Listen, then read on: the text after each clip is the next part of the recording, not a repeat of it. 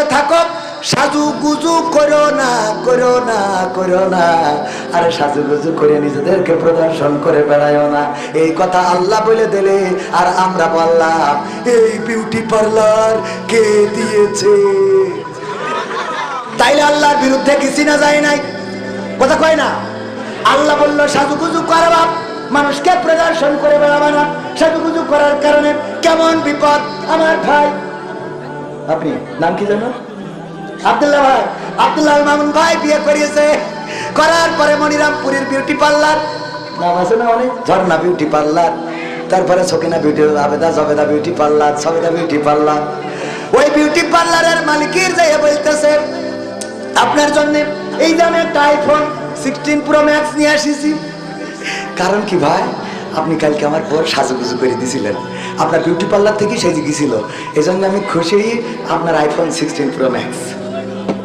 ও তো খুব খুশি। আল্লাহ, এর জন্য আরো 3টে বিয়ে হয়, আরো 3টে বিয়ে হয়। ভাই দিয়ে চলে এসেছে, অনেক আনন্দ করে মোড়কটা খুলে দেখে কিসের iPhone 16 pro max. IPhone 16 pro max কিনতে গেলে 2 লাখ টাকার উপরে। ও খুলে দেখে ওর মধ্যে কভার যেমন তেমন ভিতরে আছে নোকিয়া 1100 গাডার মারা, নোকিয়া 1100। আমার ওতে লেখা রয়েছে এখন কেমন লাগে। এখন কারণ কি? কারণ কালকে তুই যেই মালটারে সাজাই দিলি, বাসর রাতে ঘুমটা তুলে দেখলাম মাই আইফোন 16 প্রো ম্যাক্স, সকালবেলা গোসল মারি দেখলাম গাডার মারা নোকিয়া 1100। ঠিক না বেটা? সাজুগুজু করবা করবা। আর এবার আমার আব্দুল্লাহ মামুন ভাই গান গাচ্ছে, আমি পারি না আর পারি না, আমি কেন মরি না, আজরাইল কি চিনে না আমারে গো, আমি পারি না আর পারি না। হয়তো 2 দিন পরে মরবো, আগে মরলে কি ক্ষতি, ওরে এই দুনিয়ার রং তামাশা বুঝলাম না রে একরতি।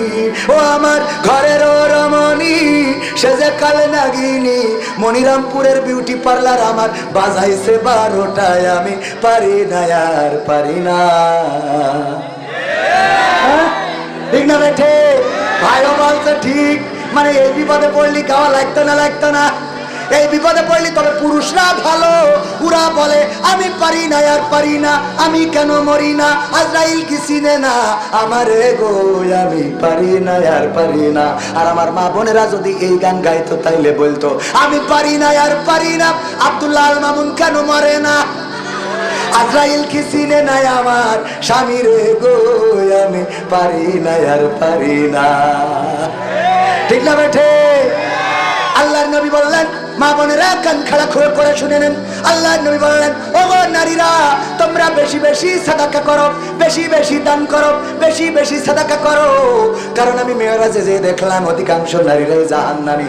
আল্লাহর নবীকে ফেরেশতারা আল্লাহর নবীকে সাহাবীরা জিজ্ঞাসা করলেন কোন অপরাধের কারণে জাহান্নামী? আল্লাহর নবী বললেন অপরাধ আছে অনেক, তার মধ্যে 2টা অপরাধ মেজর অপরাধ। বড় অপরাধ কয়টা? সবাই বলেন কয়টা? জানার দরকার আছে না নাই? 2টা অপরাধ, এটা জানবেন। স্ত্রী যাদের এসেছে তারা তো শুনে গেল, আর যাদের আসে নাই তারা বাড়ি যেয়ে ওয়াজ করে শোনাবেন, পারবেন না? ওয়াজ করে এই শয়তানের কাজ শুনবেন আপনারা, ওয়াজের মধ্যে এসব করেন আপনারা। হুজুর বয়স তো অনেক হলো, মা বাবা তো বুঝে না, বিবাহ দেয় না, এখন আমি কিভাবে তাদেরকে বুঝাতে পারি বলবেন? ইতি নাম নেই, বুঝানোর রাস্তা আছে না নাই? কালকে বলতে হবে মা অথবা আব্বা। ছোট ভাই যদি থাকে তাহলে বলতে হবে ছোট ভাইয়ের বিয়ে দিতে হবে, ছোট ভাইয়ের বিয়ে দিতে হবে। আব্বা আমি মেয়ে দেখা শুরু করেছি, আমার পছন্দ একটা আছে, গাড়ি মাড়ি ভাড়া করার জন্য টাকা রেডি করেন, ছোট ভাইয়ের বিয়ে দেবো। আর আব্বা কবে তোরই তো এখনো বিয়ে দিনি, তো ছোট ভাইয়ের কেমনে বিয়ে দিই? এই কথা তো কোনোদিন মুখে নিয়ে আসো না, শিখা গেল? বুদ্ধি আছে না নাই? বলবেন এই কথা তো কোনোদিন মুখে নিয়ে আসো না। এবার হাদিস দিয়ে বলি, আল্লাহ রাসূল সাল্লাল্লাহু আলাইহি সাল্লাম বললেন, ওগো সাহাবীরা শুনে নাও, তোমরা যদি স্ত্রীদের সাথে মিলন করো তাও সওয়াব দিয়ে দেবেন কে? সাহাবীরা বলছে হুজুর লজ্জা লাগে। মানে সেই সময় সাহাবীরা একটু লজ্জা পেল যে মিলন করলেও সব হবে, এটা কেমন কথা, এটা একটা হ্যাঁ। আল্লাহ রাসূল সাল্লাল্লাহু আলাইহি সাল্লাম বললেন, ওগো সাহাবীরা, লজ্জার কোনো কারণ নাই। যেই কাজটা, যেই মিলনটা স্ত্রীর সাথে করলে আল্লাহ সওয়াব দিয়ে দেন। তোমাদের একটু বুঝাই দিই, এই কাজটা যদি কোনো পরনারীর সাথে করতে, যদি মকসদের বোর সাথে করতে, যদি পাড়ার কোন মহিলার সাথে করতে, যদি পতিতালয়ে যে জেনা করতে, আল্লাহ গুনাহ দিত না? দিত না? আল্লাহ যেহেতু গুনাহ দিত, অন্যায় পথে করলে সেই কাজ করলে গুনাহ দেয়, ন্যায় পথে সেই কাজ করলে আল্লাহ রাব্বুল আলামিন আমল নামায় সওয়াব দিয়ে দেন। বলেন সুবহানাল্লাহ। সুতরাং যুবকেরা, এই সওয়াবের জন্য হলেও বিয়ের দরকার আছে না নাই? শীত তো চলেই গেল, আগামী শীত আর আসতে দিয়া যাবে। মা বাবারা, আপনারা মাথায় রাখবেন, ছেলে বড় হওয়ার পরে যদি বিয়ে না দেন, কয়দিন আগে দেখলাম 11 বছরের সুবা না সাবা না কি জানো, সুবা এরকম একটা না, হারাই গেছে।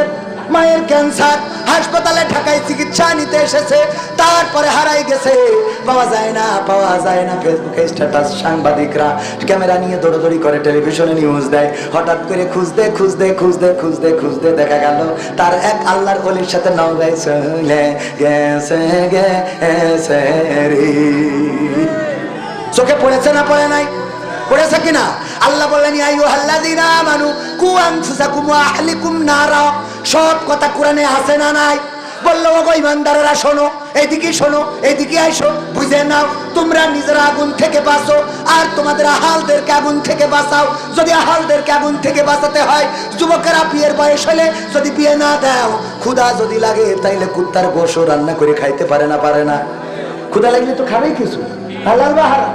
সুতরাং যৌবনের তাড়নায় অন্যায় পথে পা বাড়াতে পারে, আর অন্যায় পথে যদি পা বাড়াই গো, তাইলে আপনার কিন্তু খবর আছে আছে। ঠিক না বেঠে?